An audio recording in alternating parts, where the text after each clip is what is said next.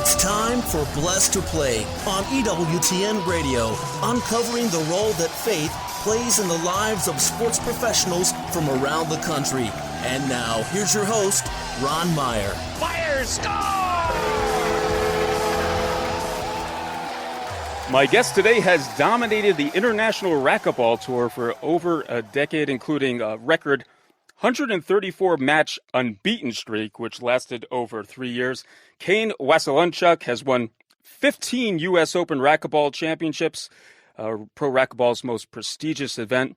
He has dominated his sport as any other individual in professional sports, including the likes of Tiger Woods, Roger Federer. He is so dominant in his sport that he could be called the greatest athlete of our time, but yet he's the best unknown athlete of our time, and we'll find out why. I'd like to welcome Kane Waselenchuk to Blessed to Play. Kane, it's great to have you on. Hey, thank you for having me. Appreciate it. Now, that wasn't hyperbole in my opening. What you have done in professional racquetball is truly amazing. I mean, you hardly ever lose. But it started off in Canada. Let's go back. And you had the chance actually to play professional hockey. You were a highly touted hockey player. But ironically, you were offered, I think, a sum of $30,000 as a carded athlete to play racquetball at the time. So you went the racquetball route, and there your decision was made. But talk about your love for hockey growing up in Canada and also that transition going into racquetball. Yeah, no, I mean, obviously, growing up in Canada and especially Edmonton, Alberta, obviously the whole Wayne Gretzky and the Edmonton Oilers in the, in the mid 80s, late 80s, obviously, that was pretty much every kid's dream where I was from, to play for the Oilers and play hockey. And so, I played both periodically. I started playing both when I was 2 years old, hockey and racquetball. Played on hockey teams, also played on junior national teams in racquetball and stuff like that. And, my main passion was always really hockey. I always wanted to, make the NHL, and that was a big dream of mine. And,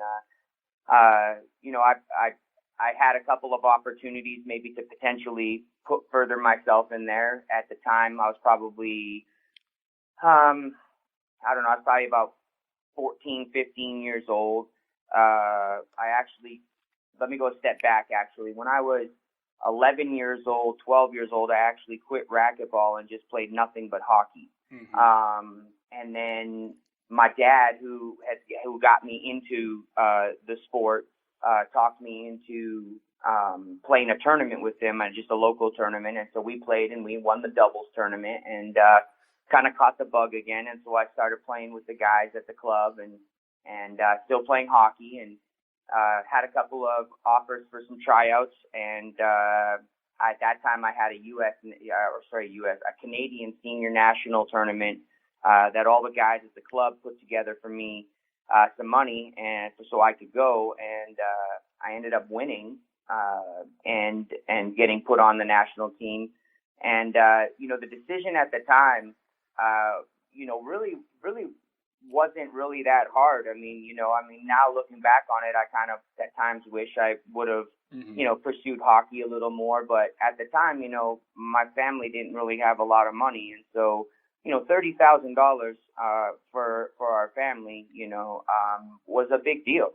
And so that kind of swayed my decision to, just to go with racquetball, and I pursued it. And I mean, what can I say about it? I mean, did I ever think I'd be sitting here with the accolades that I have? I'd be lying if I said yes. What I've done in racquetball is, I remember 16, 17 years old thinking to myself, you know what? I wonder how good I am. Like, maybe let's just go try the Pro Tour. Let's go see, I want to be the best in the world, but man, I just want to play the best in the world. I just want to see where I fit, and here I am, now, 50, whatever, 22 years later. And it's like, wow, man, 14 world titles, pretty much, I think the 14th one, I won a year after, but I think I have 13 in a row at one point I won. And so, And to be, kind of, the argument of me being the greatest player ever to play, I think, I don't think a lot of people don't have a lot of education about racquetball, but I don't care what sport you play. If you're considered the greatest of all time, I mean, that's very humbling and very flattering for sure. And so, I made the right decision. I don't ever beat myself up about it, but I made the right decision, and racquetball has been influential in my life, and it's just it's a great sport, and it's unfortunate that a lot more people don't really know about it. Yeah, I never did get the exposure, and of course the athleticism, the mental part of it, the power, the speed, the agility. Until you see it in person, you really can't understand the level of athleticism that racquetball takes, and it hasn't gotten the exposure. And I just want to give our listeners some reference here, parameters of how Kane, what he's done with this sport. He was undefeated in completed matches between January of 2009 and September of 2013. With his only losses, guess what? Coming from defaults due to injury. So, Kane, you're hogging all the prize money up top when you're winning all these tournaments. And what was your motivation? Was it food on the table? But when you're winning this much, you have to have a desire, a motivation to keep on doing it. What was it for you? Yeah, I mean, I think that just the constant fight and to get better. Wanting to get better.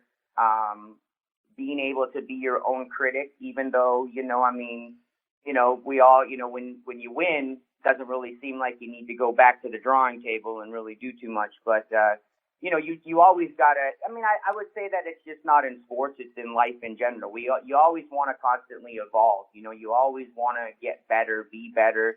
And so that, for the longest time that was really my motivation. Everybody motivates in a different way. It doesn't matter what you say. Everybody doesn't have the same motivation. And so I was lucky at that time that my motivation went to that. And I just, for me, it just gave me all the motivation in the world. And I remember when they were first born, I remember walking into the court a couple of times and looking at my opponent and thinking to myself, you really, really think that you're going to come in here and you're going to beat me and you're going to take food off my daughter's plate? You really think so, huh? And that was just something, and it was no disrespect to my opponent. It really wasn't. It was just something that was in my mind that it just motivated me. It's just something that, I guess that you could say I found my motivation. And so, and here I sit, my daughters are 13 and 12 years old, and I'm still, I know, technically on paper, I'm not the number one player in the world. I understand that, but, I know that, if I played every tournament and I know I can be number one. And the greatest blessing of all of it is that my daughters know and understand what I'm doing. So, when they were 4 or 5 years old, for me to think that, and here it is, and it comes to fruition where they actually do, is it's pretty cool. Blessed to play Ron Meyer chatting today with Kane Waselenchuk, the greatest racquetball player of all time, and the stats do prove it, folks. He talked about all his titles and 134 match winning streak. That is unbelievable. Now kind of playing racquetball part-time. He has a full-time job and still doing well on the tour. And you mentioned that you came from some humble means, so I know that was motivation too for you to, just as a professional player, it is about the prize money. And racquetball doesn't have the exposure as the other sports, so you're not getting that level of money that, say, golf does or tennis. Did you try to bring the sport to that level? Was it difficult to do? What do you think were the detriments in not being able to do that at this point? Well, I think, it's something that always kind of sits with me. I think that when you look at any successful sport, everybody has their own individual jobs that they really need to do, right? Like my job wasn't to go around and market and promote and do all those things. My job was to get on that court, play to the best of my ability, somewhat perform and put on a show, and try to bring a level of playing that no one's ever seen. And so, in that aspect of it, I really do believe that I've done my job really well in that aspect. I guess I could say that, I'm not much of a social media guy, and we live in a world where social media is really important. So, I'd say the one thing that I wish is that I wish I was kind of more involved in social media early on in my career. I don't know if that would have made a difference or not. But this is a collective effort. This Right. isn't just, because I am who I am, all of a sudden the sport, propels to the next level. I mean, there's many more moving parts to it. You have other entities like the International Racquetball Tour. They need to promote their players. They need to, promote, what they're doing and all, each player has different value. And, like for me, I've built my, I guess you could say, clout or my value based off of winning. Like I've done that myself. It hasn't been something that the IRT has done. It hasn't been something that any of the racquetball entities have done. And so now, sitting here 22 years later, there will be a number one. And I think that, even after me, the sport will continue. There will be another number one. Whether that person does what I did or whatever, that's kind of irrelevant. But there is no individual value right now for the tour. And in business, you have to have a product to sell. And right now, there's not really all these guys are great, and I don't mean it the way it's going to come out. But right now, there isn't that ultimate product, right? I believe, and this is just my opinion, I believe that I would be the ultimate product. So, the angle of like when you opened up the show of like Tiger Woods, Roger Federer, you can argue that, The thing is that it's not taken seriously because, again, what's racquetball? So there's hard to have an appreciation for something like that when there's not really a lot of knowledge about racquetball and it's just not a mainstream sport. So, it's hard to, when you're uneducated and don't have a lot of knowledge about it, it's really hard to have a true appreciation for it too. So I think that, I think that, again, it's just a collective effort. And I do believe that on my part of things, I think that I've, done a very, very good job. And, I think that looking back, like the social media thing, I could have probably, got into that a little bit more. But, I'm also kind of a private person. I've always done a good job of separating my private life and my, and my business, but yeah, I mean, it's always going to be a struggle based on the popularity of the sport too. I don't ever see it being, something like basketball or tennis or, and I hope I'm wrong. That's one of those situations where I really do hope I'm wrong. But we've been fighting, and hopefully good things happen. And if I'm a part of it, I would be honored, and kind of use me in any way you need to. That's kind of how I look at it. I really want when I leave, I want racquetball to be, in good hands and on good terms, and whatever I have to do or whatever I can do to help that, I'd be more than willing to help, even if it's other players, just knowledge and all that kind of stuff. All right, let's take a break. On the other side, we'll continue our discussion with Kane Waselenchuk, the greatest racquetball player of all time and perhaps one of the greatest athletes of all time. We'll find out about the hope within him when Blessed to Play returns after this.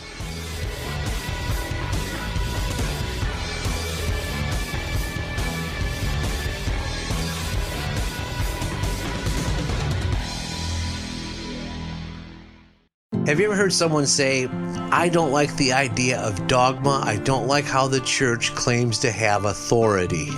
And yet, why does anyone believe anything unless they trust some authority? G.K. Chesterton says the modern world will accept no dogmas upon any authority, but it will accept any dogmas on no authority. Say that a thing is so according to the Pope or the Bible, and it will be dismissed as a superstition without examination. But preface your remark merely with, they say, or try and fail to remember the name of some professor mentioned in some newspaper, and the keen rationalism of the modern mind will accept every word you say. Spend more time with the Apostle of Common Sense. Visit chesterton.org for more information and go to EWTNRC.com to discover more books and programs written and inspired by G.K. Chesterton. more to life. Women of Grace. Take 2 with Jerry and Debbie. No one does Catholic radio like EWTN.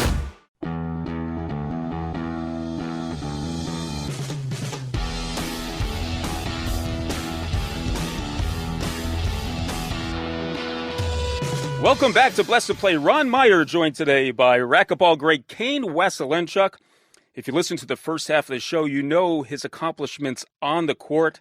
He won 15 U.S. Open racquetball championships. He was undefeated in completed matches between January of 2009 and September of 2013, with his only losses coming from injury, default due to injury. He's also won 14 world titles. One of the best athletes of our time, and I'm a racquetball player. I got to see Kane play, and it's truly amazing. His dedication, his athleticism, his focus, and he brings that all onto the court, and it's paid dividends for him. He's hogged all the prize money up top, and I know his competitors don't like that.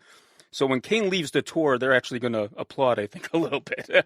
But we want to get to know a different side of Kane right now. He puts God first in his life, and Kane, I started this show because I wanted to bring out more of the athlete than just their talent. We're not just defined by our talents alone.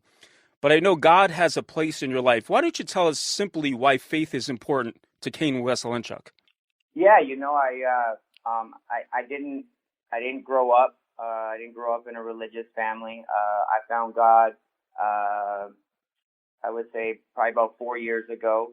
I just, I can't, there's certain moments in your life where you just need something to believe in bigger than yourself. And, I used the word evolve earlier, just constantly evolving. And that part of it, just wanted to be a better person and just kind of find some balance. And so, I ended up going to church and it really hit me, and I was really loved it. I really absorbed it. It was I really look forward every Sunday going, and I actually recently just got baptized, back in November. That's great. So that was a really cool moment. But yeah, I mean, it's just, again, it's just something that, for me, I wanted a little more direction. I wanted something bigger than myself to believe in, and, just help me become a better person. And it's done all those things. And it definitely, I do believe that, following God and, does give you a sense of purpose. And it is basically a map of life, in my opinion. So, it's been a true blessing for me to find that. Yeah, you mentioned the word purpose, and that's key because, there's something greater than yourself. And when you reach a level of your sport, obviously, and everyone's approaching you because of your talent and your greatness on the court, did this help with your identity as well? Turning to God to see Kane Waselenchuk as something more than just a great racquetball player. Yeah, I think that's exactly it right there. I mean, I think that, finding God has let me know that there's more to life than just racquetball. Racquetball's been my life, ever since I was 2 years old. And so, I feel like it gave me a different perspective of myself, how to treat other people, the standard in which you live. And I think those are all great things. I kind of think those are things that nowadays has kind of been lost, in my opinion. But just in general, having purpose. And I feel like it gives me a purpose more than racquetball. And for the longest time in my life, felt like racquetball was my purpose. Well, let's talk about purpose now as you're raising your family now. So you're going to probably convey the hope within you to your children as well. So talk a little bit about that. That has to give you a new lease on life too. Yeah. I mean, my kids are old enough now. I think they kind of understand,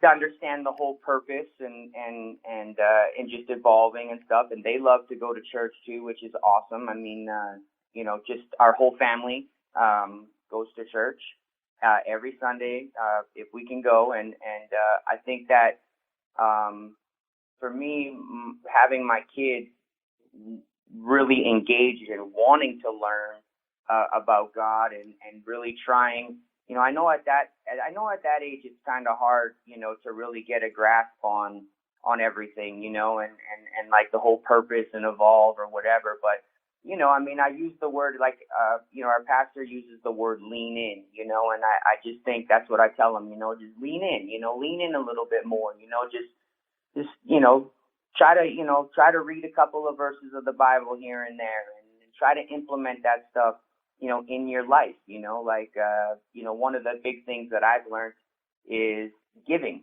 and I don't mean in money value. I don't mean that. I just mean, giving to society, being nice to people, for me, when I don't feel like I'm really myself, I like to give to other people. That makes me feel better. That gets me out of any rut that I'm really in. And I think that, I think that for me, it sums up in really 2 words: be nice. That's really what it sums up to me. And for me, church and God really put that in perspective for me. And it kind of hits home with me. Blessed to play Ron Meyer chatting once again with Kane Waselenchuk, number 1 racquetball player in the world for many years, number 1 racquetball player of all time. Kane, being a competitive person, there's kind of like, different things motivate people, but did you see any conflict with being competitive on the racquetball court and now embracing a Christian faith? Well, I took some time off of racquetball, and I think it was in March. I think I felt a little weird. I had a tournament in Chicago, and I felt a little weird. It was just really different for me. I usually am fired up. I'm kind of on edge, and and I just didn't really feel that, And so I called our pastor, and I was like, hey, can I sit down and talk to you, And so we went and sat down, and I started telling him about it, and I'm like, man, I'm really worried. Like, maybe this isn't for me anymore. And I was, it just was a whole different feeling. And he looked at me and he said, have you ever thought that you actually might be a better racquetball player now? Mm-hmm. I was like, well, no, I never really looked at that. I always looked at because I only knew one way for the longest time. And he said, maybe, just maybe, that feeling is a feeling of peace.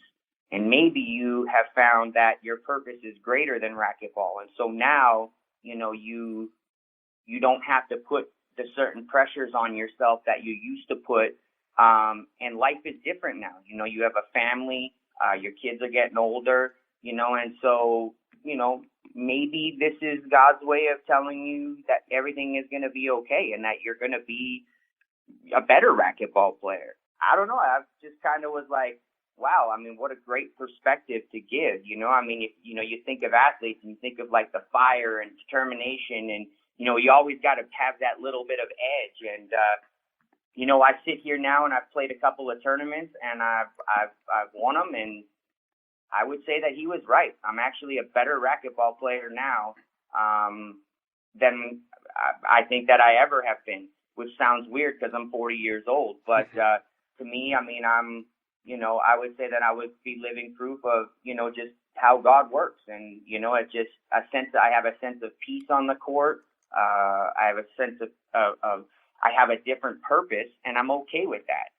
I'm okay with that. This isn't necessarily being about number 1 now. This is about, my family and showing them that, sometimes you got to work a little harder and sometimes you got to lean in a little more. And so I found that to be very kind of hit me when my pastor said that to me. And I would say that he's been 100% right in that. I've become a better person. I've become a better father. I've become a better racquetball player.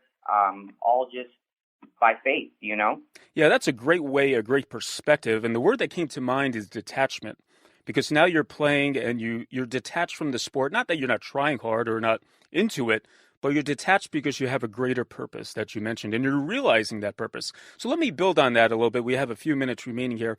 Do you think you have a greater joy now, not only in the racquetball court, but a greater joy for life? Without a doubt. And listen, let's not get it mistaken. Listen, I call it my path. We all fall off of our path on times, and life isn't all about rainbows and unicorns and all that stuff. I mean, you know, like I have my bad days. It's a lot easier for me now to know, no matter whether it's good, bad, you know, in my decision making or whatever it is, just to know that God has my back and it'll be okay, and just keep the faith. You know, everybody makes mistakes, and everybody, like I said, everybody has bad days. Ultimately, knowing that God is there for you and He has a plan for you, and as long as you can continue to follow your path and your faith, everything will be okay. Those are great words, Kane, and I just think that this is a journey, and we'll all have our ups and downs, but with God by our side, we'll certainly get to the finish line. Well, Kane Waselenchuk has been our guest. What a great individual, folks. I'll say that at first, and obviously a great athlete, one of the greatest athletes of our time.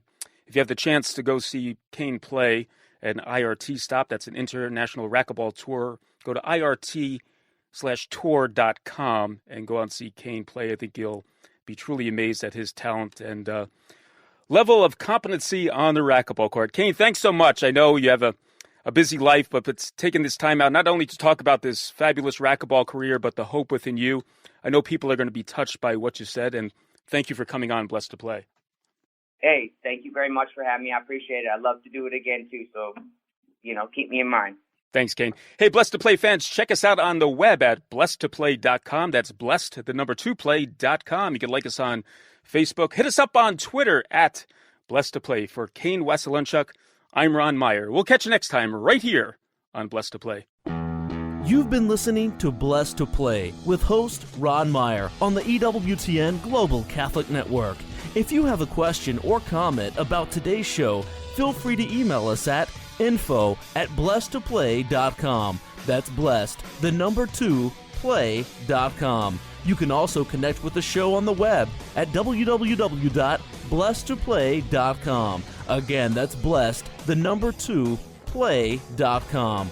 Join us again next time for Blessed to Play on the EWTN Global Catholic Network.